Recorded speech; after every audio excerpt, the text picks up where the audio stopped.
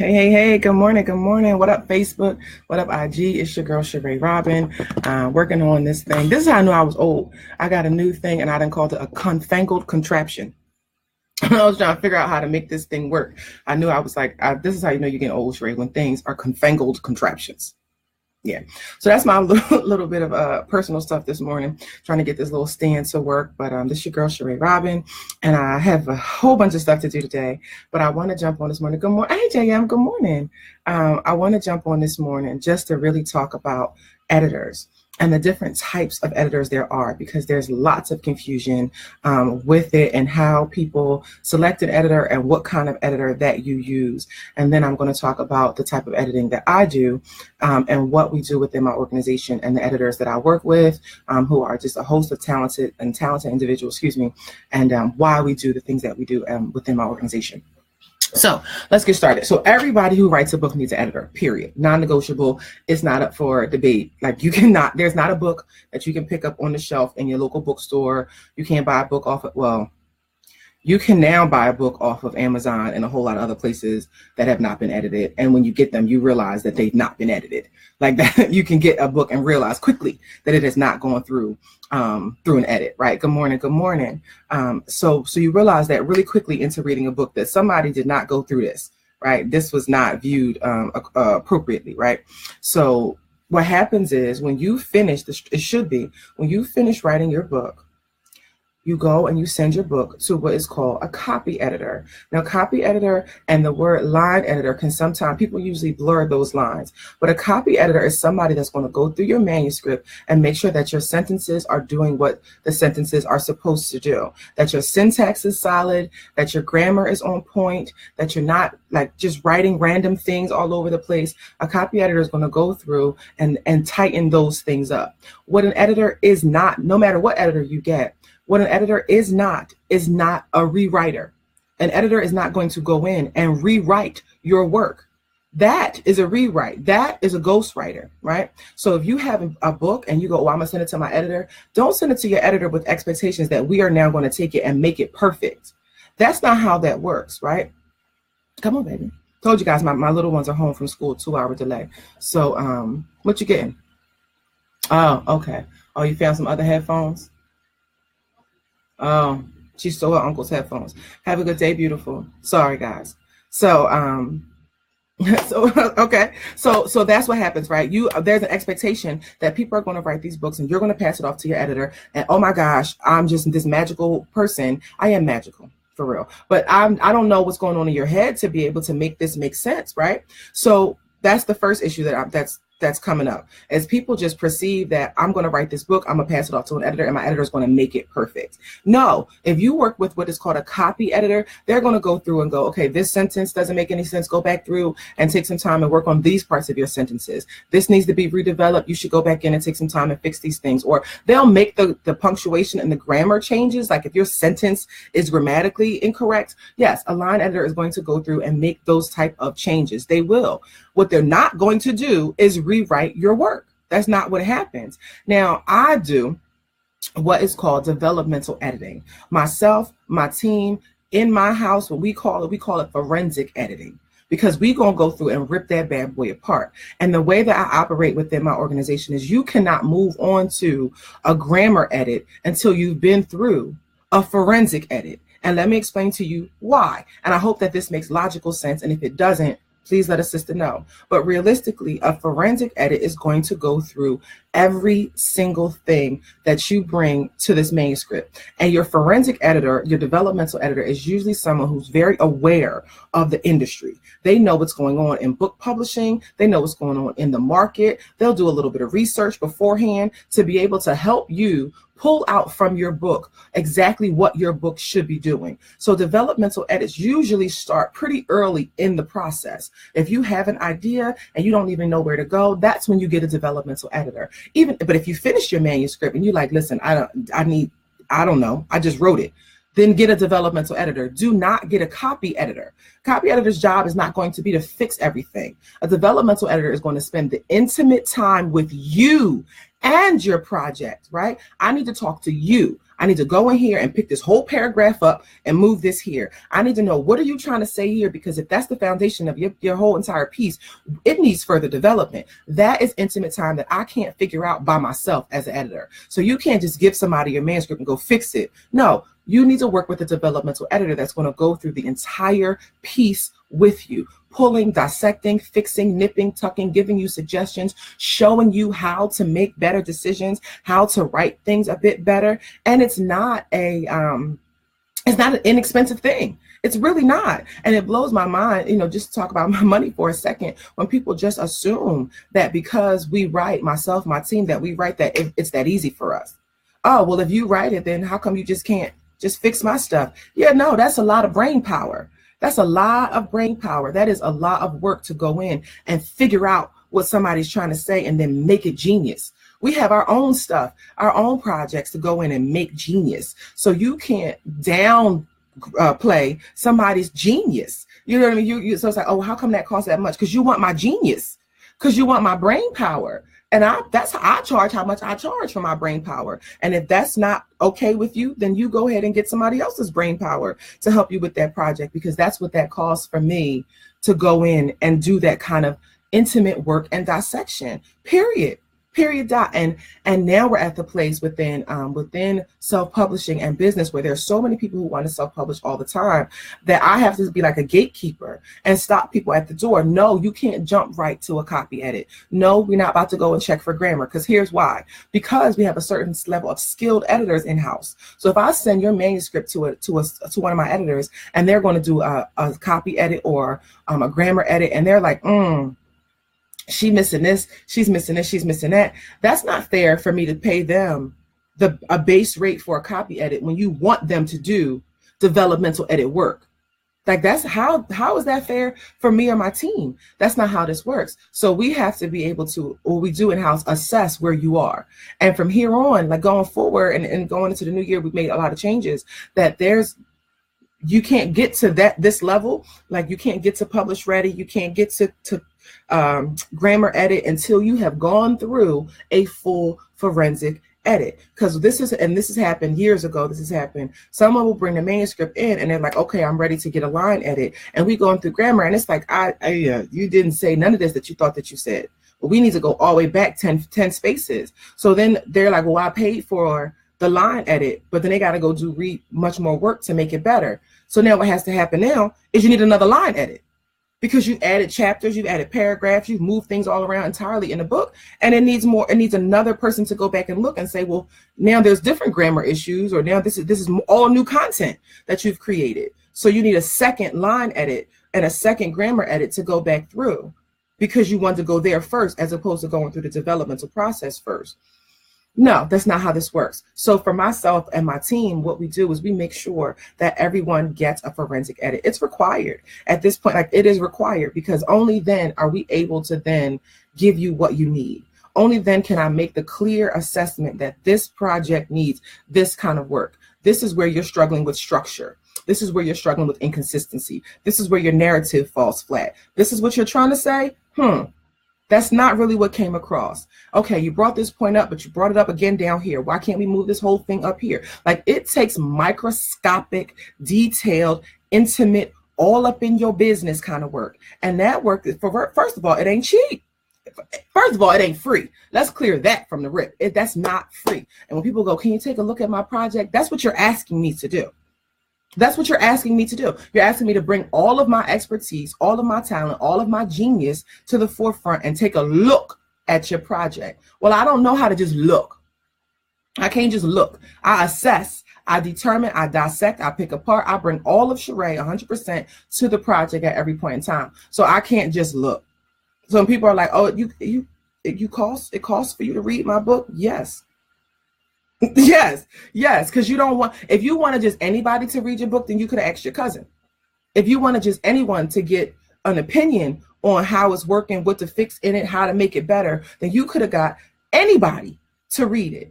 But you ask somebody with a certain level of skill, with a certain level of professionalism to come and bring this to the table and assist you in these things, because you know that there's value in that kind of work. So don't shortchange. Don't try to change. I'm not going to let you shortchange me. Don't try to shortchange me or any other editor when you come to them. And another word of advice, guys, don't bring an editor. I don't care what level of editing you're at. Do not bring an editor your first draft. Never. Do you know how hard that is? That's so hard. It's hurtful and it's hard because you have essentially just thrown up on the page. You just bleh. You threw it all out, every idea you have, every thought, every concept, and you like, well, I need you to fix this. Wait, what? You didn't even go back through and try to make sense of it yourself. So you've given me all your mess and are like, I don't even know what to do. Can you just make this better? Well, are you going to try to make it better? Or are you just going to assume that I'm going to make it better because you're the writer? Like, do you know that? And that's sometimes I want to say to people, like, you do know that you're the writer. I'm the editor. I go in, I fix, I dissect, I make things better.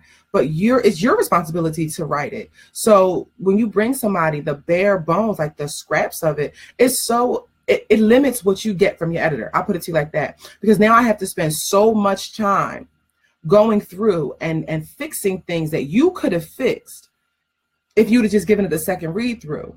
Now we've wasted a session. Now you've wasted my, because I'm at the bare bones now telling you that the stuff that you, oh yeah, I meant to do that. Oh, I should have put this here. I should have, you know what, that really does. When I was doing it the first time, okay, then why did you not take the time to go through it the second time?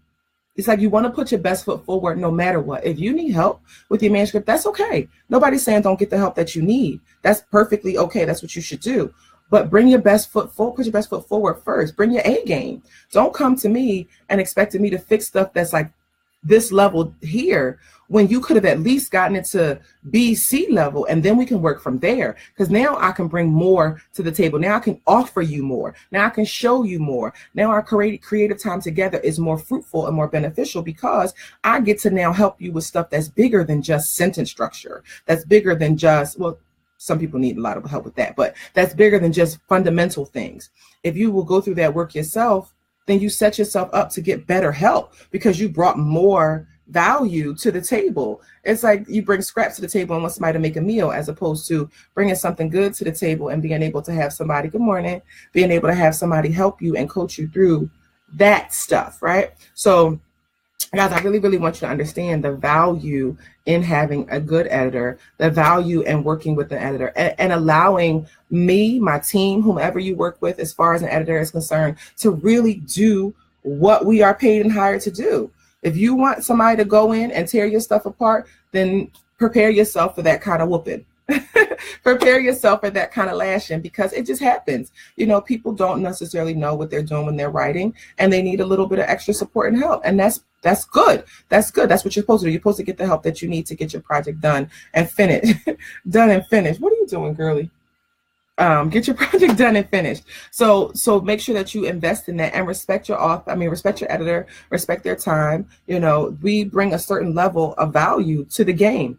There is not one book on a bookshelf, let's say that a valuable quality book, not in Barnes and Nobles, you know, that has not been edited.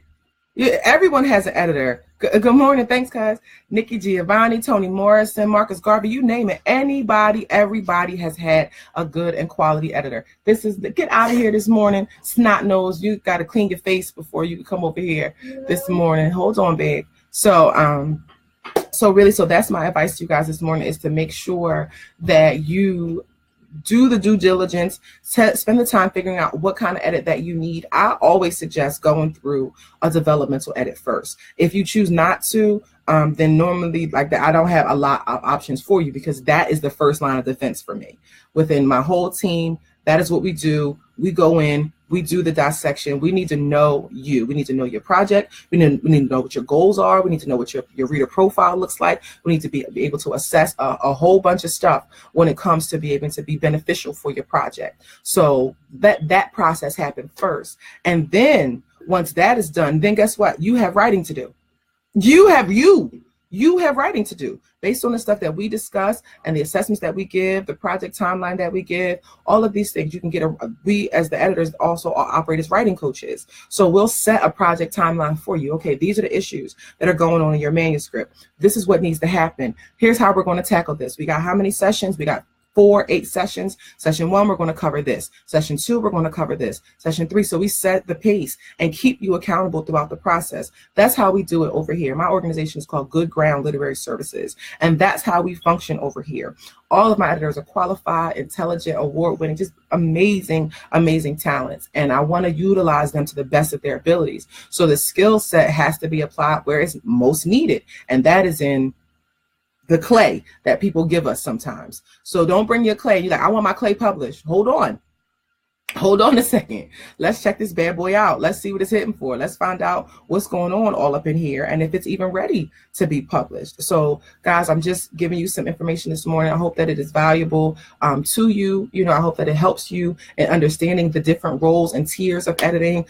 You don't just jump in and your editor makes everything perfect. There are different levels. Proofreaders get it at the very end of the process. Proofreader goes and makes sure that everything, especially after it has been done in layout. Like layout gets it. Now you're going to get another line. Hey, good morning. You're going to get another another read through to make sure that your grammar is good, that all your content is solid, that all of that stuff is done and it's ready to hit the stores. That's what that kind of edit is going to do. So I want you guys just to be mindful of that there are different kinds of editors. And if you really want somebody to go in and get nitty gritty with you and get nasty in your project and help you do all the stuff that you want your project to do, then that, my love, is a developmental editor. Okay? That's what we do. And most times that's what most people need. Period. Have a great day. That's my 12-year-old. She leaving on a 2-hour delay. Do Philly schools have a 2-hour delay today? I don't know. But that's my advice to you guys this morning, is really, really understand that. And that process is an intimate process, which means that you have to have a good relationship with your editor. It means that you have to trust them and allow them to do what they do. No, they don't. And allow your editor to do what they do. Give me the time to get in, to do what I need to do. With different types of writing, with different types of manuscripts, there are different things that are required. We're talking nonfiction. We're looking for structure. We're looking for content, continuity. We're looking to make sure that there's a seamless thought going through. Your nonfiction work should read like you wrote it at one time. It should not read like your voice sounds this way here, then you sound witty over here, then you sound authoritative over here. No, it should read straight through like you wrote it in one foul swoop. That is what we go through and make sure that it's solid in the nonfiction work. When we're talking about fiction, that's a whole nother monster. That's a whole nother monster. And I got a big baby I'm working with right now. I have a wonderful client. I'm working with her fiction manuscript, but that bad boy is 100,000 words, 100K. Okay, so it takes some time to get through that and make sure that this happened in this chapter. So hold on, because you mentioned it over here, but I need to reference this when we get into our session so you realize that you did this over here. And what we could do is possibly move this to another place. There's a lot that goes on, because now in fiction, we're talking about story development, we're talking about character development, we're talking about plot, we're talking about dialogue, we're talking about pacing, transition, setting, narrative, voice. There's a whole lot that goes on in a developmental edit for a fiction piece. So just be mindful of that, right? And get a qualified editor and trust your editor. Allow them to do what they need to do. Make sure that you have a great relationship with them, that you are open to ask questions and get involved in the process, and not micromanage, but get involved, ask questions, so that you can be informed, because the goal at the end of it is not just to give you a finished book, but the goal, especially for myself and my team, is to make you better. Is to make you better. Is to give you some skills and teach you some things. It's coaching. It's writing coaching. We do editing and writing coaching. The goal of a coach is to take the skills that you have and to make them better, to show you ways to get there quicker, faster, more efficiently, to avoid certain hiccups and roadblocks. That's what editors do. And if we operate within my organization, which we do as editors and writing coaches, we combine that process. So we go through the full forensic edit with you, and then we coach you through tightening that bad boy up. Okay, so just be mindful of that, guys, this morning, because I get that a lot. Good morning. I get that a lot of questions about, what kind of edit should I get? Where am I? And I will always suggest, especially if you are a new writer and you really want somebody to make sure that your writing is on point, that you spend some time with a developmental editor, because that's the only person that's going to be able to go into it microscopically with you and give you what your manuscript needs. Other than that, you're just paying for somebody to make sure that your sentences are sound. So when you come back, your work is better. Exactly.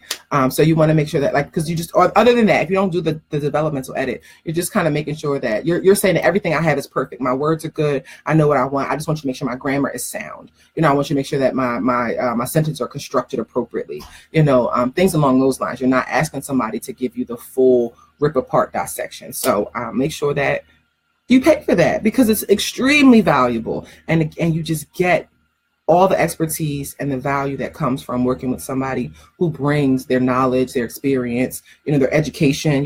My girls, we degreed up out here, master's degrees, writers, like award-winning editors. These are people who, this is what we do for a living. If whatever you do for a living, that's what you do. Mara, you do fitness. That's what you do. That's what you do for a living. People do finance. That's what you do for a living. My team, what we do for a living is we write and we edit. So let people work in their lane and do what they are skilled to do. And I need you guys to understand that if you're going to write, you got to get an editor. Period. Okay. Non-negotiable.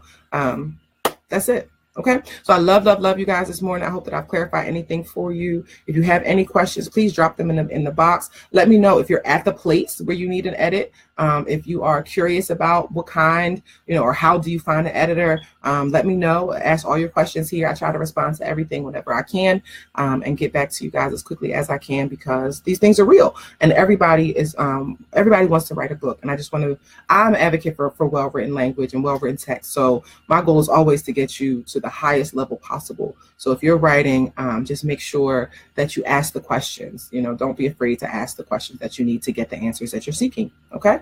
I love you guys. Have an amazing day. I have a meeting to get to, and I'll talk to you soon.